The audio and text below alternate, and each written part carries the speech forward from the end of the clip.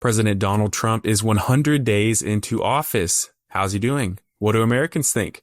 The Center Square Voters Voice poll has just been released to answer that question. We surveyed 2,500 Americans, asked them questions about tariffs, the economy, immigration, and more. Here to break it all down with me is Brett Rowland, a great reporter at thecentersquare.com. Thanks, Brett. Thanks so much for having me on, Casey. There's a lot in this poll, and so there's a lot to talk about. The few things that I want to get started with are on the tariffs, which really turned out to be, from what we'd seen prior to the election, tariffs weren't really an issue. You and I covered this all the way through. Never really came up as an issue. Trump talked about it repeatedly on the Trump campaign trail, but it never really made itself into a campaign issue. But now it most certainly is. I think voters are definitely watching prices. They're watching those tariffs, mostly for signs of higher prices. And they're also keeping an eye on illegal immigration. But when we asked voters to pick their top three issues, what we found was that 47% said that the federal policy on immigration at the border has gotten better. But the top issue for people remained prices and inflation, and followed by tariffs and international trade, and then the economy and jobs. So those pocketbook issues remain top of mind for voters. But one of the questions I had for you is on illegal immigration and why you think there's been so much movement on that particular issue. Yeah, it's a good question, Brett. I mean, I think it's really interesting to see Americans are so focused on these pocketbook issues. It's interesting. I think in many ways on immigration, Trump is a victim of his own success. And so there was an illegal immigration crisis under the Biden administration. Depending on who you ask, probably over 12 million illegal immigrants came into this country. Some say less, some say more. We're talking millions and millions of people. We actually don't know the total number because how can they track who came in without being detected? They can track who they encountered, who got away, who was released. We actually don't know the overall number. We know that fentanyl overdose deaths spiked in that time. We know that, the opioid crisis because of smuggling from the cartels was a huge problem in that time. We know that, cities were being overrun by different, with their social service programs. Even in Democrat cities, it was becoming a big issue. You were seeing videos going viral of, people in Chicago complaining, traditionally very Democrat blue city, complaining about illegal immigrants taking, welfare programs and social services resources.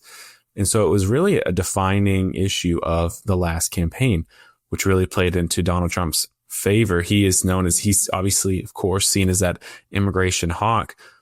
But now that he's come in, I think there is a sense that the issue's under control and now we can focus on something else, because illegal immigration, is not normally the most important, top 2-3 issue to Americans. It just got to such a crisis level that they felt it had to be addressed. But now that it's not in crisis anymore, illegal immigration has plummeted since Trump took office. He designated the cartels a foreign terrorist organization. He signed executive order, several orders. One was to prevent illegal aliens from receiving like Medicaid, for instance. He has an order that's being challenged in the courts that would allow the children or prevent the children of illegal aliens from becoming citizens and from having birthright citizenship. So there's no doubt among Americans, I think, that he is all in on shutting down illegal immigration. So now that that's kind of handled, maybe we can move on to something else. And, inflation was another big crisis of the Biden era. And it's one where, we have seen inflation go down a little bit actually since Trump took office, but there's just a lot of fear around these tariffs, and a lot of uncertainty, and this kind of intuitive belief that they will cause prices to go up. Right. That's a really interesting issue too. And, I think on that issue, we haven't actually seen this borne out in the economic data. I know you follow the data more closely than I do, but we haven't seen any effect of tariffs yet, right? Not really. No, you definitely haven't seen the benefits, which could take years. We're talking a decade to re-incentivize domestic manufacturing. You can start to see some commitments right away. But as far as people actually working in a newly built factory because of tariffs, that's years down the road. that's a remaking of the American economy. And you're seeing a lot of short-term pain over the idea of it, the fear around it, mostly in the stock market. There are also, small businesses that do business with China that are feeling pain. And that's why in Trump, I covered his 100-day speech in Michigan, where he touted the tariffs. He touted his work on to help the automotive industry. He said it's about Main Street, not Wall Street. So he's trying to draw that dichotomy, that separation between, what's happening in the stock market and what's happening in, quote unquote, the real economy. Right. And so that's an interesting issue. It'll be interesting to see how it plays out. I mean, you've been covering the tariffs so closely. Well, just update us. I know there was a pause on the tariffs, right? But the China tariffs are still in place. Can you just give us the facts on that? Yeah, this is a good question. And this is one that I sort of check in on daily to make sure that I'm getting it right. So Trump on April 2nd announced his reciprocal Liberation Day tariffs. And then 7 days later, paused all those reciprocal tariffs, but kept the 145% tariff on China. He also kept a 10% baseline tariff, and he put a 25% tariff on foreign autos and foreign auto parts, although he's dialing some of that back. I think you noted some of that in your story last night after the rally.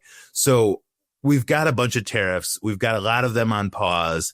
And the markets, I think a lot of that instability that we've seen is, well, let's hope short term, but also I think a lot of it is, from that direct uncertainty. We don't know exactly where Trump is going. He said he wants to accomplish a number of different things with the tariffs. And sometimes positions that seem like they might be contradictory, although Trump doesn't see it that way. He sees it as being able to both reshore those manufacturing jobs and be able to be a long-term revenue source. So we'll have to see how it plays out, but Americans certainly are focused on this issue. Yeah, and actually his polling is not great on the tariffs anymore. He's polling well on immigration in our poll.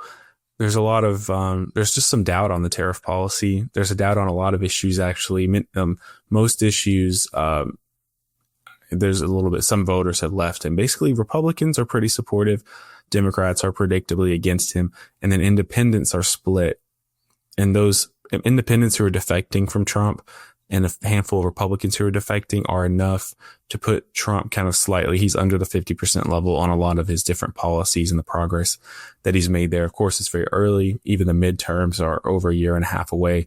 So we'll see what happens there. I want to, as we get near the end here, give you a chance to talk about something you covered in our poll about puberty blockers. Very controversial. The transgender issue was huge in the last election. What are puberty blockers, and what did we find in our poll?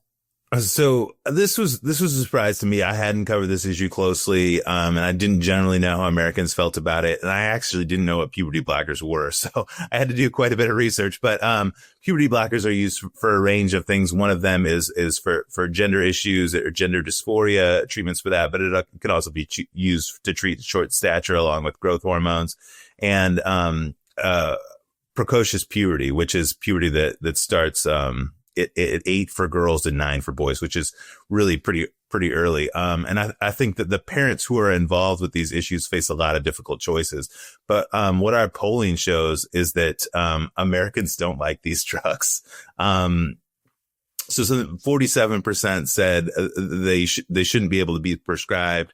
And, some people are okay with them being prescribed. The percentages go up when you have parents involved. So, the more sort of parental involvement, the more popular the issue was. And of course, there's that split between Democrats and Republicans. Democrats were more supportive of using puberty blockers. In a range of scenarios, Republicans were less supportive. Independents seem to me to be largely unsure about the issue or how it affects them. This is not one of those pocketbook issues, but it does seem to be one that voters do care about. Very interesting, Brett. Thanks for helping with this issue, for educating us. I appreciate it. Thanks so much for having me, Casey.